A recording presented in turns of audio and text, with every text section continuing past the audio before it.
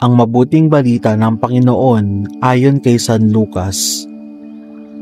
Malapit na si Jesus sa Jericho at dooy may isang lalaking bulag na nakaupo sa tabi ng daan at nagpapalimos. Nang marinig nitong nagdaraan ng maraming tao, itinanong niya kung ano ang nangyayari. Nagdaraan si Jesus na taga Nazaret, sabi nila, at siya'y sumigaw, "Jesus, anak ni David, mahabag po kayo sa akin." Sinaway siya ng mga nasa unahan, ngunit lalo pa niyang nilakasan ng sigaw, "Anak ni David, mahabag po kayo sa akin." Kaya tumigil si Jesus at iniutos na dalhin sa kanya ang bulag. Inilapit nga ito at tinanong ni Jesus, "Ano ang ibig mong gawin ko sa iyo?"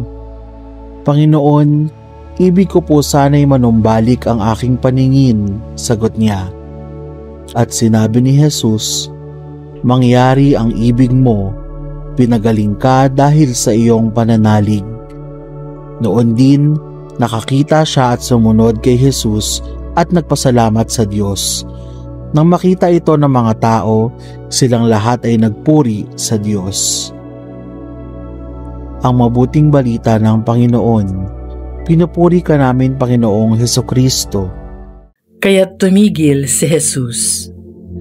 Ang salitang pagtigil ay may kalapit na mga salita gaya ng paghinto, pagmamahinga o paghinga. Ang pagtigil ay pamamaraan ng paghinga sapagkat nais nating matunghayan ang mga bagay sa paligid natin. Baka masyado na tayong nakatuon sa ingay ng mundo at di na natin naririnig ang mga taong nangangailangan at maaari nating matulungan. Sumandal muna, huminga at makinig. Sa Ebanghelyo, ipinamalas ni Jesus ang kanyang habag sa taong dumadaing ng tulong sa kanya. Siya ay huminto, huminga at nakinig.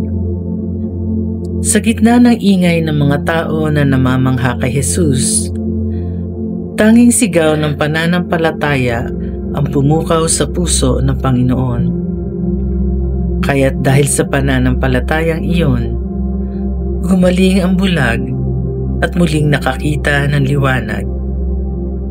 Pinaaalalahanan tayo sa araw na ito na matutong magpahinga muna sa pagkaaligaga sa ating mga gampanin at ituon ang ating tenga at mata sa mga taong humihingi sa atin ng kahit kaunting tulong.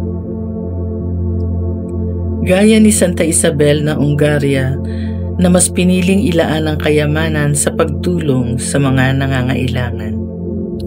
Hindi siya nagdalawang isip na ilaan sa mas dakilang bagay ang kanyang mga kakayanan.